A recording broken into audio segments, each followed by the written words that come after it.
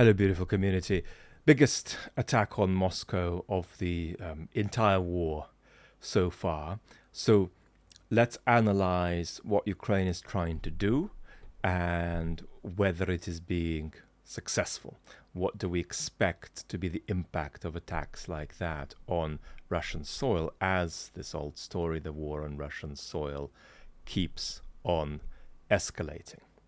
Now, one of the memes of the entire war has arisen out of this attack because the lid of a fuel tank was blown high up into the air, generating all kinds of memes from Zelensky using the lid while cooking something, to Zelensky just dancing with a flying saucer floating behind him, and lots of people are making jokes, a really bad day for UFO skeptics because there was this strange disc blown up into the air.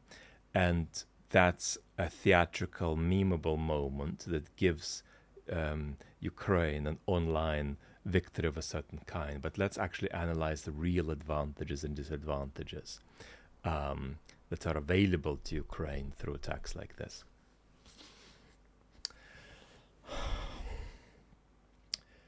I mean, the first thing you're going to recognize is that the footage is dramatic. Right? Some of the pictures look really, really dramatic. Giant clouds of smoke that seem to be dominating entire, segments of the city. And people are saying, well, imagine if this happened in New York or in London. Surely we'd be woken up to something being very wrong, and to us needing to do something about something being really that wrong. Why is there a giant grey cloud overlooking a large part of the city? What is happening is that Ukraine and Russia are both engaged in a psycho war, aiming to have an effect on the psychology of citizens on both sides. When Russians attack Ukrainian civilian infrastructure, the energy system, or civilians more directly, they want three things. They want Ukrainians to feel that the war is weather, that the war is no longer about some kind of agency projecting things onto their territory, because it's now a war that's into its fifth year and it's just bad weather, So they want Ukrainians to start thinking that the agents that matter here are their government. Can our government do something to stop this, right? We no longer think of the Russian state as the initiator and perpetrator of this, because this is just stuff that's happening like weather happens. And they're not having a success with that, but that's what the Russians are trying to do. The second thing the Russians are trying to do is persuade Ukrainians that resistance is futile, right? You can keep on resisting, but it's not leading to a cumulative advantage, right? And the third thing, a very important thing they want to persuade the Ukrainian population of, is that the West is abandoning Ukraine or going to abandon Ukraine. And what won't change is, our pressure, our attacks on your life that make your life and your country's life hard. So please start rethinking. Right? So that's the theory of change behind the psycho war element of Russia's attacks on Ukraine. What about the other way around? What are the Ukrainians trying to do that goes beyond particular military aspirations? I think Ukraine have much less of a failed theory of change, because they have much less of a theory of change of any kind at all. They just want to see if cracks appear in the regime, and if the population somehow on some level gets politicized and wakes up. So the Ukrainian story of change is less flawed than the Russian story of change, but that's because it's a much more opportunistic approach. It's much less theoretically elaborate what Ukrainians are trying to achieve by way of psychic change in the Russian population. So what is the success rate of this opportunism? If the Russian psychic opportunism is so far failing more than it's succeeding pretty well, but it's failing on balance, I would say, more than it's succeeding. Where are the Ukrainians with their psycho war on the Russian population? Here is the problem with what we witnessed. First of all, a small qualification.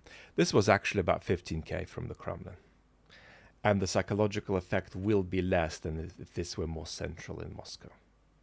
So actually most Muscovites would have experienced this on social media rather than directly. But still, tens of thousands of Muscovites, right, on the edges of the city would have seen this and heard this. It's also significant that this happened during hours of light, early morning and on. So that qualifier matters, but even if this were something that happened in a more central part of Moscow, there is still a block. What's the block? The block is that events like these absolutely intensify the positions of people who have positions. So the Russians who are pro-war are going to get more pro-war through this. The Russians who are anti-war are going to get more anti-war through this. But that excludes the majority of the population. And the problem with the majority of the population is that they have a radical degree of depoliticization that genuinely does to the Ukrainian attacks epistemically what the Russians want the Ukrainians to do with the Russian attacks, and that is treat them as weather. Right? There's a big cloud above Moscow, but Putin is in another part of the country, for the first time in a long time, by the way, talking about fertilizer. Solovyov says, well, the Kremlin isn't on fire, so don't get too exercised. Mr. Lavrov, who has a sort of child inside him who says, please, can I get off this boat, or don't want to be in this regime anymore? And then he has another figure inside him beating that child down and saying, no, you've got to behave. We don't have an exit strategy here, so I've got to keep going. All he could say is, well, we're going to hit him back. He couldn't say anything about it. I'm going to stop this. And it has indeed been clearly observable admission of incapacity to stop these Ukrainian attacks, which we witnessed when Putin tried to pull political levers to get himself a little ceasefire for his 9th of May parade. But the problem with the depoliticized majority of the population is that things getting worse are going to be experienced just as weather getting worse. So a bad storm followed by a worse storm is just going to leave you feeling, well, there's just stormy weather. To snap out of this, you need three things. You need a theory of change, a proposal for an alternative. B, the perception that that alternative is actionable. And the perception that the alternative is actionable is widely socially shared. These three are spectacularly missing, right? If you were to be teleported to Moscow today, and you're going to try to interact with the most thoughtful or the most educated people you're going to meet, they're going to be completely evasive, overwhelmingly, about these three things. They're not going to know what the alternative is or how to even begin envisioning it. And they're going to see no capacity to act toward bringing an alternative about. And they're certainly going to see no capacity for widespread collective action toward that goal. So the Russian psycho war in Ukraine is failing. The Ukrainian psycho war to stimulate politicization in Russia is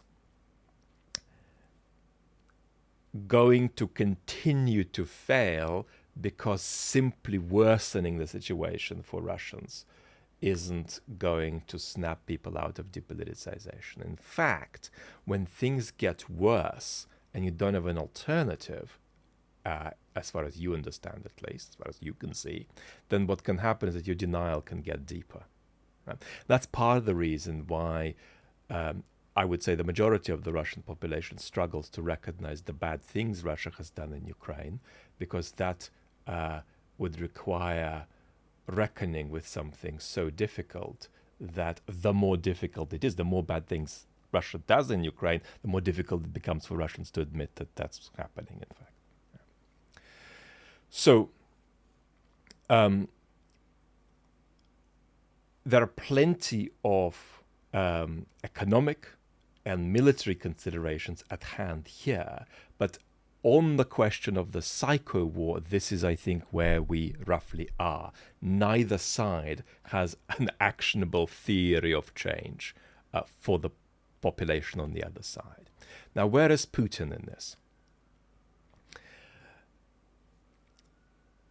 It's very important that we take seriously the notion that we've got to keep making interpretations about what's in Putin's head. That can be difficult because you might think, well, what kind of expertise studies that? But as my chat with Anthony Scaramucci shows on the main channel, we've got to apply experience, intuition, emotional intelligence, a little bit of psychological wherewithal to make these judgments, because we're increasingly entering a more personalized world. As our democracies decline, things will get more personalized. Understanding what's happening in your country will be much more a matter of sort of reading the processes of the mind of a particular post-truth authoritarian leader on a bad case scenario. So we've got to reckon with this idea that even though academic expertise doesn't naturally extend to what's in Trump's head, we do have to cultivate public expertise that does give us some insight into that. The truth is that this is going to mean that a lot of people talk a lot of BS who don't know what they're talking about, but that's the price we've got to pay. So do not underestimate, when you think about Putin, how out of touch and how in a bogus way self-assured one becomes when one is in the kind of limitedly checked and informal power that Putin has. So Putin is going to have a delusional and corrosive degree of confidence that things are eventually going to go his way. That's going to be both abstract, because he thinks that eventually something will give on the other side. And there are two things he thinks could give. Support from Europe for Ukraine, and Ukrainian civil society essentially just giving up on their government's attempt to prosecute this resistance to Russian aggression. But in more concrete terms, he'll have thoughts like, well, come autumn, we're going to restart our psycho war on Ukraine with dramatic attacks on their infrastructure. And they're very vulnerable with their energy infrastructure. So we're going to do another round and another round and another round. For health reasons, I haven't had, let me just say something utterly banal, the privilege of watching a full World Cup match yet. But I caught a little bit of the England match, and I caught probably a quarter of the Panama-Ghana match. And with about 20 minutes to go when I tuned in, I had a kind of intuition that even though Ghana were actually being outplayed, that they might steal the match because they looked more potent going forward. And Panama looked less efficacious, even though if you just took a time slice of the match, you could say, well, things aren't going that well for Ghana. And Ghana's coach, Carlos Queiroz, was sitting there thinking, I think something is going to come our way, right? Putin would like to think that he's in the same position. He would like to think that eventually something is going to decisively break in his favor, and it's a matter of time before that happens, even though he can't quite know exactly what it's going to be. And that means that he can be indifferent about there not being a pretty picture. You know, Mr. Putin, the other team is gaining an awful lot of possession. You don't seem to be able to get the ball of them. You don't seem to be able to do any of the things that we would expect you to do if you were really dominating this match. What have you got to say about this? We're going to sit still. It's okay that in some ways they have an advantage. They've got more possession. But something is going to happen and we're going to win, because this is how it works, right? I know history. This is how it works. So that's the position of Putin. It's not the position of somebody who is passive and has given up, nor is it the position of somebody who is raring to go and escalate because he feels he urgently needs to know. He is actually still saying, no, we don't need to make any substitutes. We're sitting here because something is going to fall our way. Lots of love. Talk very soon.